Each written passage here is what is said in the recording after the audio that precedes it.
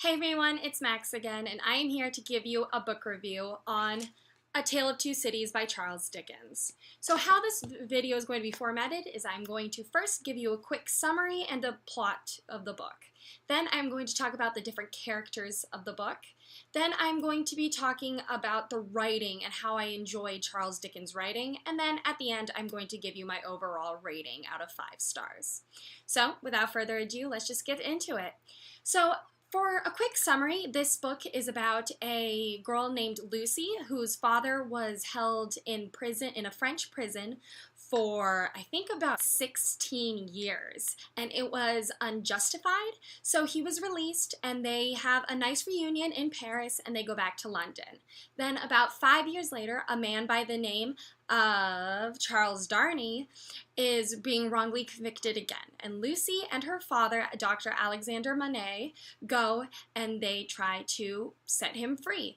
It works, and now Lucy is caught between two guys who both love her. All while this is going on in Paris, people are gearing up for the French Revolution. So the plot is a little bit confusing because Charles Dickens doesn't really distinguish between time and place. If they are large jumps in time, like near the beginning, right after Lucy and her father are reunited, that he does say 5 years later, and then you get into the whole story.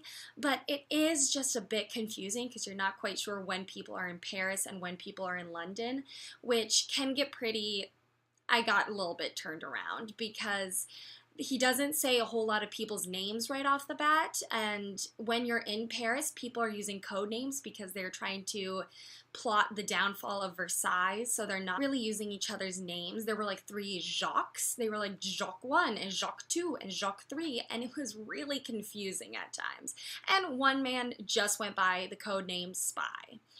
It got really confusing. I've been saying that word a lot, but it's kind of true. It didn't totally make sense all of the time, but I understand that in that time period, it would make a bit more sense.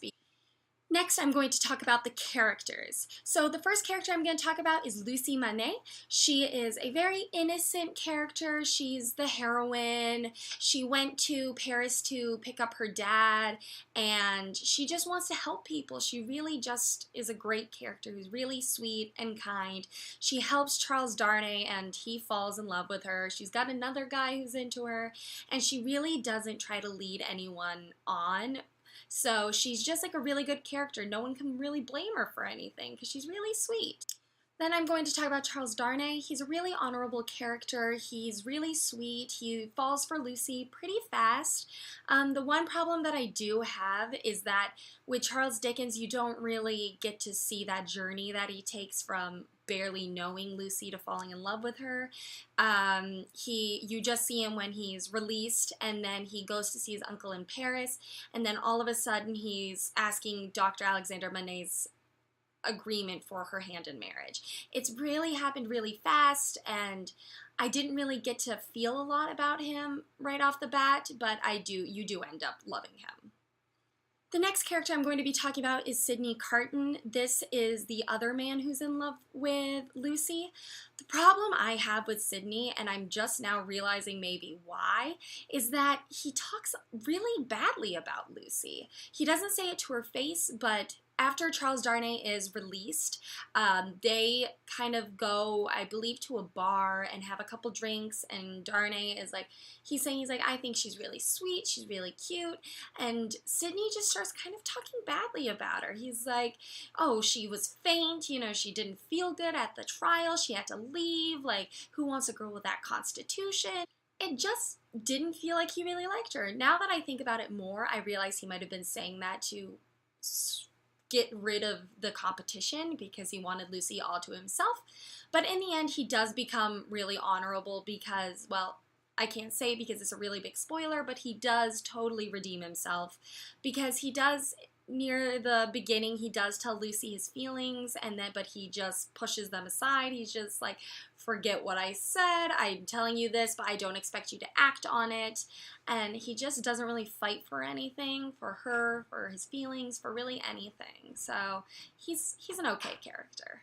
And the last character I'm going to be talking about is Dr. Alexander Monet, Lucy's dad. He is a really great character. He's really sweet. He always wants to help people. The one thing that gets a little bit confusing is that when he is released from prison, he doesn't remember anything. He doesn't remember really his past life.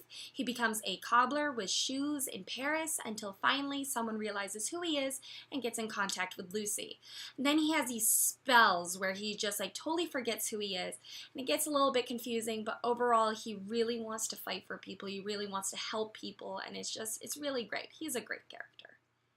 And the last thing I'm going to be talking about is the writing. The writing, like I said, is a bit confusing just because, I mean, one, it is olden day language, so it does get a little bit confusing. I find a lot of times with older writing, they tend to drag on more than today's writing, but he also has really big jumps in time that get confusing, and he changes between London and Paris really frequently, but also he doesn't distinguish it. He distinguishes it with the names, but the names are also really confusing. So it's a little bit confusing, and it took me a while to get into it. I did only read this over 2 days, so that might have been part of it.